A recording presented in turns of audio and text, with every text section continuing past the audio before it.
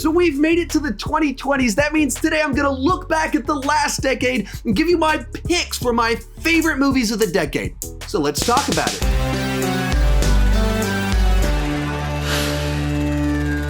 Hi, my name is Sean, and I love to talk about movies way too much. With that in mind, go ahead and join me down below in the comment section. Share your picks for the best movies of the decade or your favorite movies of the decade. Of course, we're going to have wildly different lists. Just because I didn't include something doesn't mean I didn't like it, doesn't mean I forgot about it. It's just not one of my favorites. We're talking about a whole decade. I saw a whole lot of movies over the last 10 years, and these are my picks for my 10 favorites as well as kind of 10 runner-up inside of the mix. As I go into this, I'm not trying to pick the objective best movies based off all the technical qualifications. I'm not that guy. That's not even a very interesting list to me. These are the ones that meant the most to me, that I'm happiest that they exist. This is the list that I'm most interested in talking about. One final thing before we get started. In the year 2020, I'm gonna try and use my social media a little bit better. So I'm gonna have a bunch of exclusive content over on Instagram as well as Facebook. Also, those are the best places to get a hold of me if you want to ask a question. I do read my direct messages and I reply to as many people as I can. With that said, let's get started with some honorable mentions. First up is going to be Fast Five, one of my favorite Taco Bell movies of the decade. A movie that I was very skeptical of because the Fast and Furious franchise has kind of been all over the place. And then this one just kind of recharged the whole thing. I think this is the best and most fun in the entire franchise. That kind of changed the direction of the whole deal. Love the experience of watching this movie, had an absolute blast with it. It is absolute cinematic fast food, and I can eat it up. Next up is going to be 1970. This is on the full opposite spectrum. This is like technically excellent filmmaking. This is cinema. One is event filmmaking. This is cinema over here, as it's a movie designed to feel like one continuous shot that just makes it this immersive film where you are in the trenches in World War I. For a lot of you, it hasn't released where you're at yet. It's coming out actually in the next coming weeks. Highly recommend you go check this out. It is a truly unique experience in the theaters. Next up is going to be Man of Steel. This is a movie I was kind of like positive on, but lukewarm in another sense when I first watched it. And every time I rewatch it, I just like it a little bit more. I think if you stop expecting it to be classic Superman and take it on its own terms, I think it does have a lot to offer. It explores a bunch of ideas. The score from Hans Zimmer is fantastic. It shows us some stuff with Superman and his abilities that we've never been able to see before. It kind of explores him of like, what would it be like if you were this kid with these powers torn between these two worlds? Now, it's got its issues inside of it, but it's a movie to me that I think did some really excellent things. Then we've got The Disaster Artist. The Disaster Artist, the story of how the movie The Room got made. Just this exploration of friendship and how people with a passion, like chasing after something, with all their faults, with all their mistakes, they can still create great things and bring joy into the world while being a bizarre story. It's a bizarre story, it's entertaining, and it's also uplifting in this other strange way. And then we've also got Spider-Man Into the Spider-Verse. This is a truly unique film, both as an animated film, as a comic book movie, and as a Spider-Man movie. They found a way to do something new. They took a genre that has been well overplayed and just dug in deep into what makes animation unique and the distinct things you can do with it, as well as what's comic booky stuff and what's interesting that haven't been explored yet. Combined those ideas together, found a new distinct way to do animation, and created what I think is just a very cool movie inside of this decade. All right, let's get started with our top 10. Coming in at number 10 is the Lego Movie. This hyperactive, meta, very funny movie felt like a cheap cash grab trying to just like milk money out of us using the Lego brand name. And it turned into this just such a fresh, original, new type of film that influenced a whole bunch of films that came out over the next few years.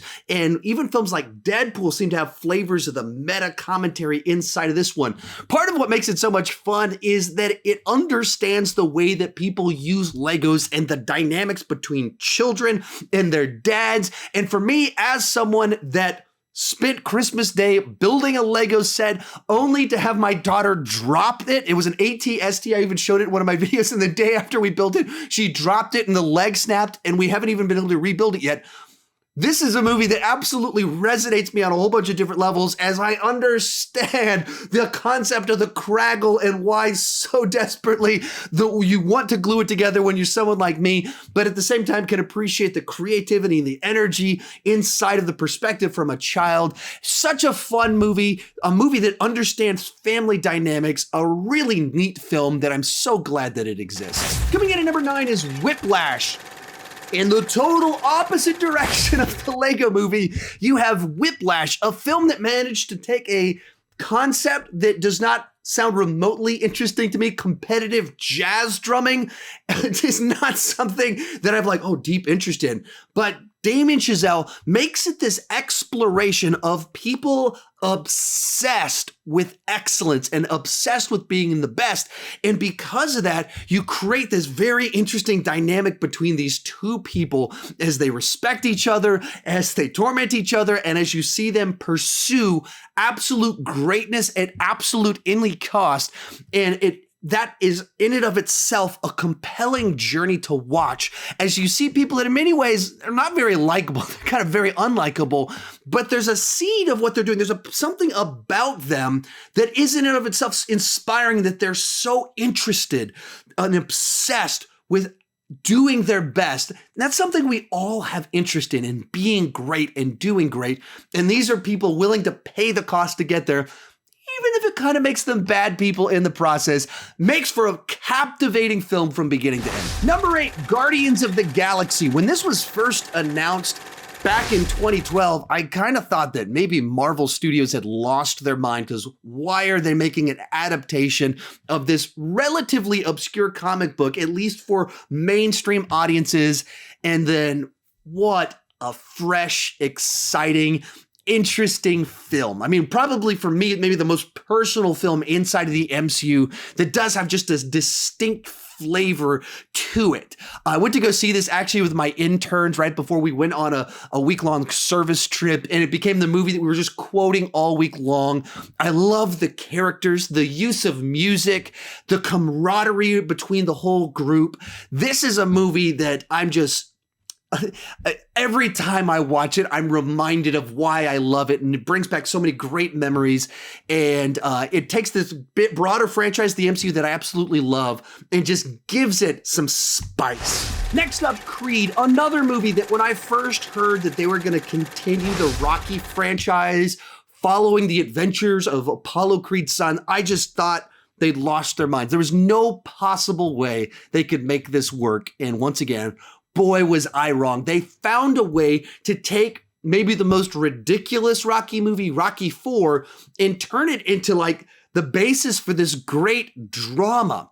Probably my favorite movie character of all time is Rocky Balboa, and I love that we're getting to see him 40 years later as an older, wiser person who's now on the other side of all of this, looking back, trying to help someone. It does a better version of kind of what they tried to do with Rocky V. It has far more heart, probably Sylvester Stallone's best performance that he's ever given inside of a movie, and does so much just honor to the franchise as a whole while doing its own thing and not just feeling like more Rocky, but it really is Adonis's story and does great stuff with him. Number 6, Dawn of the Planet of the Apes. Once again, when I heard they were rebooting the Planet of the Apes franchise, I was incredibly skeptical and was immediately won over when I finally watched Rise of the Planet of the Apes. I loved that movie, was so excited for Dawn of the Planet of the Apes, and it did not disappoint. What it does so well is that it is kind of the big blockbuster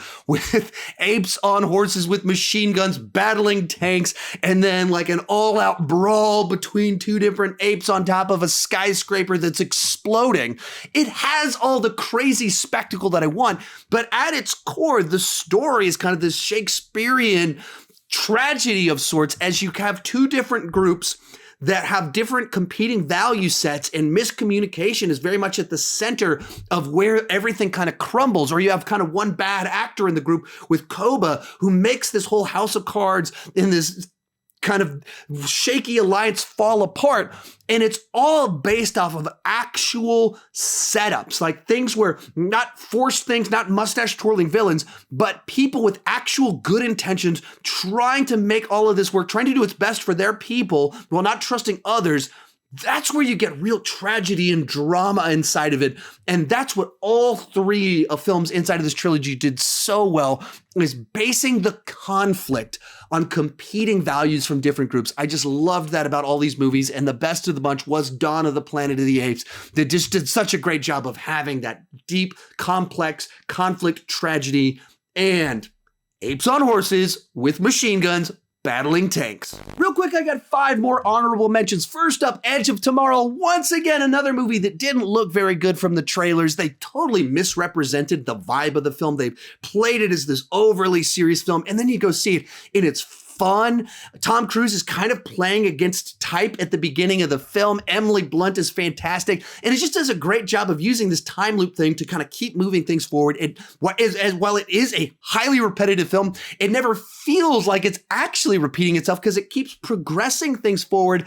I love this movie. Such a pleasant surprise. Next up, we got Wreck-It Ralph, the Disney film that pulls together all of these different video game mythologies together. It just tells a heartwarming story about this guy who's the villain in a video game, but he's a nice guy, and it manages to just be really sweet, fun, amazing cameos, just a nice animated film. Then we have Ford vs. Ferrari, a film that came out just a couple months back. It's a total dad movie. I'm a dad, so I absolutely loved this film. Loved the characters, the performance from Matt Damon, and then Christian Bale playing these kind of quirky characters that are very different from one another, but you love seeing them work to beat the big dogs. You have this underdog story, even though it's about Ford, just does it also well with fantastic race sequences. Then we have Logan, the movie inside the X-Men franchise that just seemed like this next level in its pedigree, that just took the material so seriously and did this serious film about death, redemption, and explored these themes. You get a great performance from both Hugh Jackman as well as Patrick Stewart, close things out wonderfully. And then finally, Joker, a movie that came out once again a couple months back that managed to take a genre, comic book movies that we've seen a ton of them, and they tend to be just big, flashy blockbusters, and do kind of a character study, this psychological film about someone who's kind of going crazy, or not kind of, very much so going crazy. It has an unreliable narrator inside of it. You don't know what's real and what isn't. Had things to say. And so it managed to do something new with this genre that is so played out over this decade. In 5th place, I'm going to cheat and say the trilogy of Mission Impossible films. I don't know how to pick which one to include. All 3 of them are just fantastic spy stunt movies where Tom Cruise does his absolute best to try and kill himself for my entertainment. I mean, the Dubai sequence in Ghost Protocol is one of the best experiences I have ever had in a theater. I saw it on an IMAX theater, and when he walks out and the aspect ratio just expands, it was incredible. Just an absolutely incredible sequence. And then the 2 that followed it continued with these insane stunts that he kept doing to entertain us. They interwove the stories together, added new characters, and even tied it back to the original trilogy of films in a whole bunch of different ways. And they took a franchise that could feel like it's getting a little bit stale and somehow managed to build on top of it and make it this premium action franchise with great villains, great mythology, and to top it all off, practical stunts from the insane Tom Cruise. Number 4, The Avengers, the movie that changed the landscape entirely, as after this film happened, everybody wanted a shared universe. Everybody wanted a team up movie, and nobody does it like Marvel Studios. Bunch of the credit here goes to Joss Whedon. As someone that loved Buffy the Vampire Slayer, Firefly, Angel, Dollhouse, loved all the television that he did, I was still pretty skeptical about him directing this movie because he'd never done a big blockbuster. Now, he did Serenity, but that wasn't a big blockbuster. That was kind of a mid-budget sci-fi film, and he absolutely knocked it out of the park. One of the things he's good with all of his shows that he did was working with ensembles, and that's what I guess Kevin Feige saw in him and made him the perfect choice to do this movie. The banter is fantastic. The narrative is very straightforward, and that's what you needed to be able to make the focus about the characters and their interactions with one another. And it just builds up to this showdown third act that is absolutely a blast. Real quick before I give you my top 3, remember to share your picks down below in the comment section. My list is absolutely not the right list. It's just my list. Of course you're going to disagree with me, so you don't need to tell me that you disagree with me. Just share your list. Let's celebrate the movies that we loved over the last 10 years. Also, after this video, if you've enjoyed this list, check out this playlist right up here. It's got my end of the year videos for 2019, best movies, best surprises, biggest disappointments, comic book movies. And coming in a few days, I'm going to give my picks for the 10 best comic book movies of the decade. If you enjoyed this video, be sure to come back for that one. In third place, Avengers Infinity War, a movie that took what the Avengers did and just took it to that next level. It's bigger, it's grander, it's got a bigger cast inside of it. The stakes are higher, and for me, it absolutely paid off. I just loved the interactions between all the characters inside of it. Just seeing Tony Stark and Doctor Strange banter back and forth. I just loved that stuff. Beyond that, the ending of it was just this shocking twist that they actually went for it and ended with our heroes losing and the villain winning. I just love that. And the reason that we could go for that is that they just spent a lot of time making Thanos a very compelling vision and helping us understand what drove him to be this crazy guy with this plan that I don't think it's the best idea, but I can see why he was driven crazy into thinking that maybe it's a pretty good idea. Put all the pieces together and man, I just thoroughly enjoyed this film. Our runner-up is Inception. Christopher Nolan's original sci-fi film about going into dreams is just such a great concept for a film executed with excellence with a phenomenal cast inside of it. This is the first movie where I really noticed Tom Hardy. He'd been in other things I'd seen before, but this is the one where I was like, who is this guy? I think I really like this guy. And then for the next decade, I really liked that guy. But of course, inside of it, just the cleverness of this idea of dreams inside of dreams, how they affect one another, how by the time you get to the end of the movie, it's a little bit vague in the interpretation of exactly what did or did not happen. I just love that about this film. And that no matter where you fall on your interpretation of what happened, there's evidence to defend all of that. Beyond that, you can just watch this movie as an action movie, and there's no shortage of very cool action sequences. The hallway rotating one, of course, is a standout inside of it, but there's also like a skiing shootout. So many great things about this film, all going back to an excellent script that was well crafted and thought out and then executed with excellence. But coming in first place for me is going to be the movie Warrior. This is the film that when people ask me, what's the most underrated film? When they ask for a recommendation, when they ask what movie should they watch this weekend, the one I always go back to is Warrior. It's a sports drama about two brothers and their father and kind of their pursuit to kind of restore their relationship while getting involved in a big, massive throwdown MMA fight. And for me, this is the movie that out-Rockies Rocky. It's the movie that for the last hour is nothing but some of the best sports movie payoff of all time. And that's because the first hour does such a great job of setting up the drama and tension inside of it that once you get to the sports part, everything is this big, gigantic moment of victory. Every scene between the brothers is just so rich in emotion that you care about every single word that they say. Every dynamic between them and their father, it all matters. Just a simple look from one of the characters, a little wink, a little wave of the hand, all of it matters because the first hour is so masterfully crafted to make you care about each of the different journeys of the characters, all leading to just this fantastic slam bang showdown inside of it. Like when I think of like the three best kind of sports movie fights of all time, they're not in Rocky movies. And that's my favorite franchise of all time.